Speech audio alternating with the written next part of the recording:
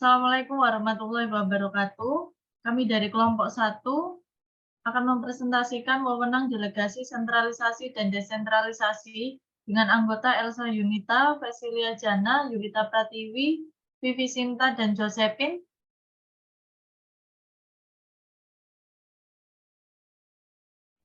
Yang pertama ada wewenang. Wewenang adalah suatu bentuk kekuasaan. Seringkali dipergunakan secara lebih luas untuk merujuk kemampuan manusia menggunakan kekuasaan sebagai hasil dari ciri-ciri seperti pengetahuan atau gelar. Wewenang formal adalah tipe kekuasaan yang kita hubungkan dengan struktur organisasi dan manajemen. Dasar wewenang formal ada dua pandangan. Yang pertama adalah pandangan klasik, bahwa wewenang berasal dari tingkat yang amat tinggi dan kemudian secara hukum diteruskan ke bawah melalui tingkat demi tingkat. Sedangkan yang kedua ada pandangan penerimaan, yaitu dasar wewenang terletak dalam diri orang yang dipengaruhi, bukannya orang yang mempengaruhi. Adapun jenis-jenis wewenang. Yang pertama, wewenang lini. Wewenang lini adalah wewenang manajer yang bertanggung jawab langsung di seluruh rantai komando organisasi untuk mencapai sasaran organisasi. Yang kedua ada wewenang staf, yaitu kelompok individu yang menyediakan saran dan jasa kepada manajer lini. Sedangkan wewenang fungsional adalah wewenang anggota staf departemen untuk mengendalikan aktivitas departemen lain karena berkaitan dengan tanggung jawab staf spesifik. Kekuasaan ini adalah kemampuan untuk menggunakan pengaruh pada orang lain. Kekuasaan dapat hadir dimanapun dalam organisasi. Manajer juga adalah menggunakan kekuasaan. Di samping itu, manajer bukan satu-satunya orang yang dapat menggunakan pengaruh dalam organisasi. Terdapat banyak pihak yang berkepentingan di luar suatu organisasi yang dapat mempengaruhi manajer dan karyawan.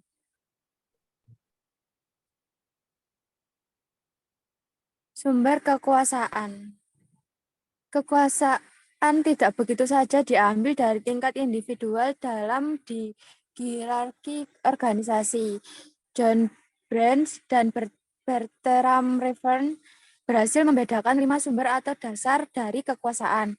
Aspek kekuatan ini dapat dalam berbagai hubungan manusia, diantaranya ada 1, kekuasaan menghargai atau reward power, yaitu kekuasaan yang diperoleh dari fakta bahwa seseorang dikenal sebagai pemberi pengaruh, mempunyai kemampuan untuk memberi imbalan orang lain, dikenal sebagai orang yang dipengaruhi untuk melaksanakan perintah yang mungkin dinyatakan atau tersirat. Contohnya itu kekuasaan seorang supervisor untuk memberi tugas kepada karyawan. Yang kedua ada kekuasaan memaksa, berdasarkan pada kemampuan orang yang mempengaruhi untuk menghukum orang yang dipengaruhi kalau tidak memenuhi persyaratan. Contohnya ada seorang akunting salah dalam menganalisis transaksi yang menyebabkan kerugian besar. Yang ketiga ada kekuasaan sah, yang ada ketika seorang bawahan atau orang yang dipengaruhi mengakui bahwa pemberi pengaruh atau yang berhak secara hukum boleh menggunakan pengaruh dalam ikatan tertentu. Contohnya kekuasaan ke bawah atau seorang manajer berhak untuk menetapkan jadwal kerja yang masuk akal. Kekuasaan ke atas, penjaga pabrik mempunyai wewenang untuk memerintahkan presiden perusahaannya menunjukkan kartu identitas sebelum memasuki komplek. Yang keempat ada kekuasaan keahlian. Kekuasaan ini berdasarkan pada keyakinan atau pengertian bahwa pengaruh mempunyai pengetahuan spesifik atau kepakaran relevan yang tidak dimiliki oleh orang yang dipengaruhi.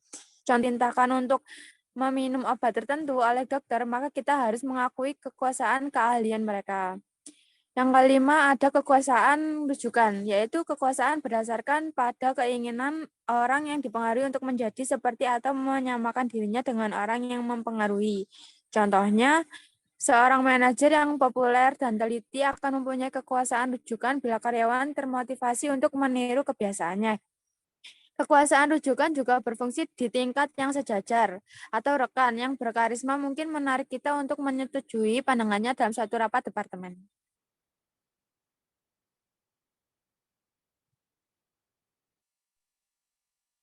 Selanjutnya yaitu delegasi. Delegasi ialah memberikan wewenang formal kepada orang lain, kekuasaan sah dan tanggung jawab untuk melaksanakan aktivitas tertentu. Biasanya, pendelegasian wewenang oleh manajer terhadap karyawan itu perlu karena organisasi dapat berfungsi secara efisien. Tidak seorang manajer bisa menyelesaikan sendiri atau melakukan supervisi secara menyeluruh terhadap semua hal yang terjadi dalam organisasi. Mendelegasikan berarti memaksimalkan efektivitas karyawan, mempercepat pengambilan keputusan, dan dapat membuat keputusan yang lebih baik.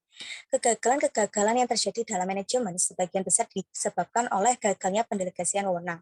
Jadi, seorang pemimpin dikatakan efektif jika dapat melaksanakan pendelegasian itu secara tepat. Tanpa adanya pendelegasian, organisasi tidak maju dan tidak bergerak karena tidak adanya kegiatan yang dilakukan oleh para pegawai dalam perusahaan yang diarahkan untuk tercapainya tujuan perusahaan. 4 kegiatan terjadi ketika delegasi dilakukan, yaitu yang pertama, pendelegasian menetapkan dan memberitahukan tujuan dan tugas kepada bawahannya. Yang kedua, pendelegasi melimpahkan wewenang yang diperlukan untuk mencapai tujuan atau tugas. Yang ketiga, penerimaan pendelegasi, baik implisit atau eksplisit, menimbulkan kewajiban atau tanggung jawab. Yang keempat, pendelegasi menerima tanggung jawaban bawahan untuk hasil-hasil yang dicapai. Alasan-alasan pendelegasian.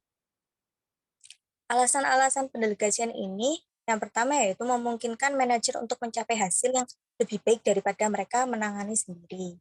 Yang kedua, delegasi dari atasan kepada bawahan adalah proses yang diperlukan agar organisasi dapat berfungsi lebih efisien. Yang ketiga yaitu delegasi memungkinkan manajer untuk memusatkan tenaganya untuk tugas-tugas prioritas yang lebih penting. Yang keempat yaitu delegasi memungkinkan bawahan untuk berkembang dan dapat digunakan alat untuk belajar dari kesalahan. Yang kelima yaitu delegasi dibutuhkan karena manajer tidak mempunyai semua pengetahuan yang dibutuhkan untuk membuat keputusan dan tidak selalu memahami masalah yang lebih terperinci sehingga dibutuhkan organ yang serendah mungkin untuk menangani masalah yang semakin rinci di mana terdapat kemampuan dan informasi untuk menyelesaikannya. Pedoman-pedoman klasik untuk delegasi efektif yaitu yang pertama yaitu prinsip skalar. Prinsip skalar ini menyatakan bahwa harus ada garis otoritas yang jelas yang menghubungkan tingkat paling tinggi dengan tingkat paling bawah sehingga garis otoritas ini jelas mudah kepada organisasi untuk mengetahui bahwa kepada siapa dia dapat mendelegasikan, siapa yang dapat melimpahkan wewenang kepadanya, dan kepada siapa dia bertanggung jawab. Selanjutnya yaitu prinsip kesatuan perintah atau yang disebut unity of command. Prinsip ini menyatakan bahwa setiap bawahan di organisasi seharusnya melapor hanya kepada seorang atasan. Dengan prinsip ini maka membuat setiap organ yang diberikan tugasnya lebih mudah untuk memberikan pertanggungjawaban atas tugasnya. Yang ketiga yaitu tanggung jawab, wewenang, dan akuntabilitas. Dari prinsip-prinsip tersebut menyatakan bahwa delegasi itu dapat menggunakan sumber daya secara efisien. Kemudian masing-masing orang dalam organisasi melaksanakan tugas yang dibebankan kepada secara efektif. Yang ketiga yaitu akuntabilitas, penerima tanggung jawab, dan wewenang.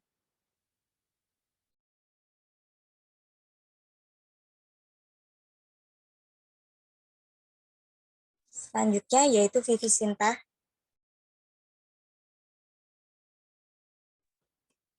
Oke, selanjutnya yaitu di sini ada beberapa alasan kegagalan manajer dalam mendelegasikan tugasnya. Yang pertama yaitu manajer merasa lebih bisa bila mereka itu tetap mempertahankan hak pembuatan keputusan. Yang kedua, manajer takut akan resiko kegagalan bawahannya dalam melaksanakan tugasnya atau manajer biasanya sih kurang percaya ya akan kemampuan anak buahnya. Yang ketiga itu manajer merasa bahwa bawahannya itu lebih senang tidak mempunyai hak pembuatan keputusan yang luas. Yang keempat, manajer takut bila bawahan menjalankan tugasnya secara efektif sehingga posisinya sendiri akan terancam. Yang kelima, manajer tidak memiliki kemampuan manajerial untuk menjalankan tugasnya. Untuk slide selanjutnya, nah, di sini juga ada beberapa alasan bawahan tidak bersedia menerima delegasi. Nah, yang pertama adanya Dengan menerima delegasi, maka bawahan menerima tanggung jawab dan akuntabilitas baru. Nah, di sini itu kadang para bawahan itu beranggapan lebih mudah menyelesaikan masalahnya itu dengan melimpahkan kepada manajernya daripada ditangani sama karyawan itu sendiri. Nah, yang kedua, bawahan merasa takut akan kesalahan yang dibuat dalam melaksanakan delegasi. Nah, sehingga mereka akan menerima kritik dari manajernya. Nah, yang ketiga, kurangnya rasa percaya diri dari para bawahan dan merasa tertekan apabila dilimpahi wewenang. Untuk slide selanjutnya, di sini ada beberapa penanggulangan ya, penanggulangan hambatan dalam delegasi. Nah, menurut Lois Allen, nah di sini ada beberapa teknik khusus untuk membantu manajer dalam melaksanakan delegasinya sehingga bisa lebih efektif. Nah, yang pertama di sini ada tetapkan tujuan. Nah, di dalam menetapkan tujuan ini, bawahan itu diberi maksud dan tujuan akan pentingnya tugas-tugas yang didelegasikan kepada mereka. Yang kedua, tegaskan tanggung jawab dan juga wewenang. Nah, di sini bawahan itu harus diberi informasi yang jelas tentang apa aja sih yang harus mereka pertanggungjawabkan dan mana saja yang ditempatkan di bawah wewenang mereka. Yang ketiga, ada berikan motivasi kepada bawahan. Nah, jadi seorang manajer itu dapat memberikan dorongan kepada bawahannya melalui perhatian akan kebutuhan dan juga tujuan mereka yang sensitif. Nah, selanjutnya yang keempat, meminta penyelesaian kerja. Nah, di sini itu manajer wajib ya meminta ketuntasan kerja dari para bawahannya. Yang kelima, berikan latihan. Nah, di sini manajer itu perlu mengarahkan bawahan untuk mengembangkan pelaksanaan kerjanya. Yang keenam, adakan pengawasan yang memadai. Nah, di sini sistem pengawasannya itu terpercaya, seperti misalkan membuat laporan mingguan. Nah, jadi manajer itu tidak perlu menghabiskan waktunya dengan memeriksa pekerjaan bawahannya secara terus-menerus. Selanjutnya yaitu sentralisasi dan desentralisasi. Nah, apa sih sentralisasi itu? Sentralisasi itu, nah, sentralisasi adalah sebagian besar wewenang atau kekuasaan itu masih dipegang oleh manajer puncak atau top manager. Nah, jadi sebagian kecil itu disebarkan ke seluruh struktur organisasi. Nah, misalnya dari 75% wewenang itu tetap dipegang sama manajer puncak. Nah, untuk sisanya 25%-nya itu disebarkan ke seluruh struktur organisasi. Nah, di sini sentralisasi itu bukan sentralisasi yang mutlak, tetapi relatif. Nah, relatif itu maksudnya sentralisasi mutlak itu berarti seluruh wewenangnya 100% itu dipegang oleh manajer puncak dan tidak ada pendelegasian wewenang kepada karyawan lainnya. Presentasi selanjutnya akan dilanjutkan oleh teman saya, Josephine. Oh, maaf. Yang selanjutnya yaitu kegiatan apa aja sih yang perlu didesentralisasikan. Nah, yang pertama yaitu kegiatan keuangan. Yang kedua, kegiatan kepegawaian. Yang ketiga, kegiatan statistik dan pengolahan data. Yang keempat, kegiatan pemeliharaan peralatan. Yang kelima, kegiatan pengangkutan dan logistik.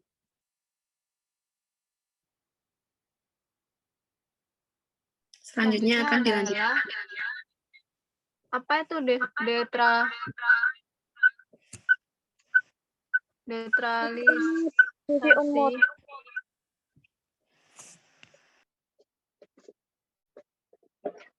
Desentralisasi merupakan penyebaran atau pelimpahan secara meluas kekuasaan dan pembuatan keputusan ke tingkat-tingkatan organisasi yang lebih rendah.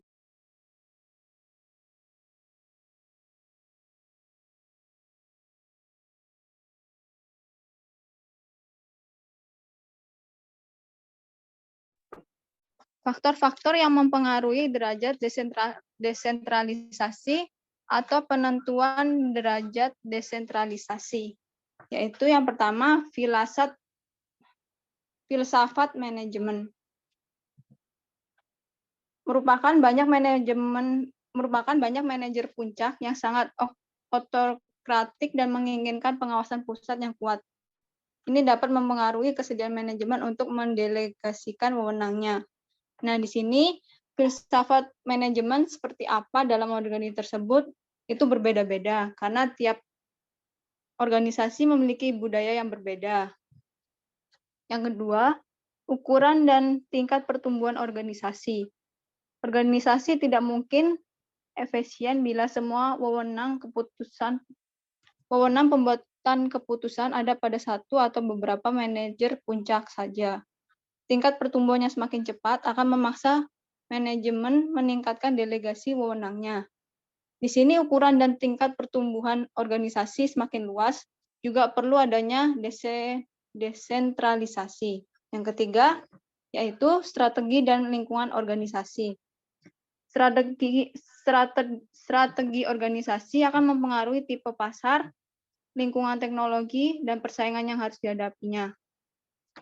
Di sini berkaitan dengan karakter dan persaingan dalam lingkungan organisasi. Yang keempat, penyebaran geografis organisasi. Semakin luas organisasi, maka perlu adanya desentralisasi. Yang kelima, tersedianya peralatan pengawasan yang efektif.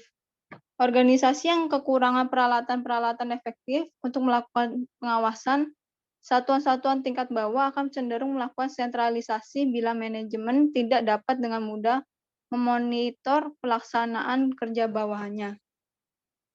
Sekian dari kelompok kami.